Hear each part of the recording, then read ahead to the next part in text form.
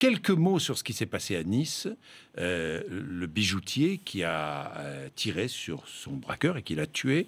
François Hollande a déclaré « C'est à la justice de faire justice et pas à quelques personnes que ce soit. Dans cette affaire, l'exaspération, la colère, je la vois, et en même temps la justice, toute la justice, rien que la justice. » Vous êtes totalement d'accord avec ça ou pas? Je ne suis pas tout à fait d'accord sur les termes employés. D'abord, l'institution judiciaire ne rend pas la justice avec un grand J.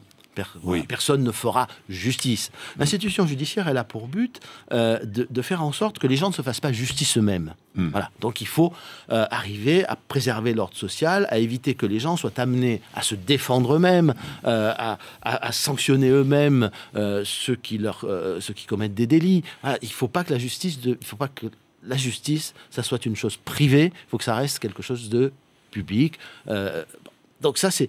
Mais dans cette affaire, moi, je voudrais qu'on regarde les choses en face, avant de se réfugier derrière les très grands principes. Quand vous entrez chez quelqu'un avec un fusil à pompe, que vous le menacez, que je crois qu'il a été frappé, que vous le volez, vous déchaînez la violence. Moi, je comprends très bien que la famille soit... C'est terrible, la mort d'un jeune homme, c'est terrible la mort d'un frère, d'un fils. Bon, tout ça est parfaitement compréhensible, mais il ne faut pas banaliser l'acte. Dans une société dans laquelle devient normal, ou il deviendrait normal, comme c'est un peu en train de devenir le cas, de rentrer chez quelqu'un avec un fusil à pompe pour le menacer, pour le voler, est une société qui va se défaire complètement, dans laquelle effectivement les gens vont se défendre. Dans ce moment terrible de violence, où se mêlent à la fois la peur et la colère, vous pouvez commettre des actes totalement inconsidérés. Je ne pense pas que ce bijoutier ait tiré pour tuer. Est-ce que le procureur de la République a pris la décision qui s'imposait? Mais ça, je vais pas la juger. En revanche, le commentaire m'a un peu gêné. Dire, c'était évident quand il dit c'était pas de la légitime défense, c'était pour tuer. Hein, il a dit quelque chose de ce genre. Je trouve qu'il s'avance beaucoup. Moi, je suis pour qu'il y ait une enquête la plus sérieuse qui soit. Il y a enquête. Bon, mais je dis faisons attention.